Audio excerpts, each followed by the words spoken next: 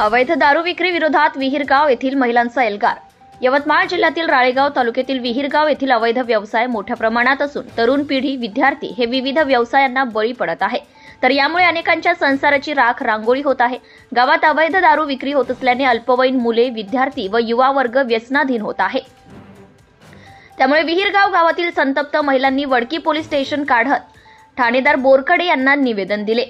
तसेच राज्य उत्पादन शुल्क विभाग यांना निवेदन देऊन गावात सुरू असलेले अवैध दारू विक्री यावर कायमस्वरूपी बंदी घालावी अशी मागणी निवेदनातून केली आहे।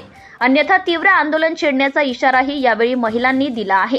यावेळी उपसरपंच कपिल वगारहांडे, जित्रुजी कोडापे, प्रतिभा गेडाम, सुगंधा तोडसे, संगीता कुळसंगे, मंदा शेळवते, पुष्पा उईके, साधना उईके, सुलोचना सोयम, शोभा उईके, कमला उईके, रेखा चमलते, मनीषा मडावी, वेणुताई जुमनाके, सुनीता कोडापे, चंद्रकला वागरहंडे, जाया कुळसंगे, गीता टोरे, वंदना मेश्राम, सिंधू नेहारे, तारा चामलाटे, निर्मला गोहणे, संध्या राऊत, कल्पना कन्नके, सोनू शेंद्रे, जया पेंदाम, अमित राऊत, रामचंद्र गेडाम, नथुजी मडावी, प्रमोद नेहारे, गणेश शेंद्रे, हिम्मत कुळसंगे, अरविंद कोडापे, मयूर मुरखे उपस्थित होते।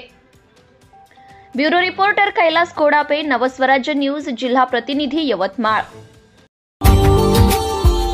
Subscribe now and press the bell icon. Never miss an update.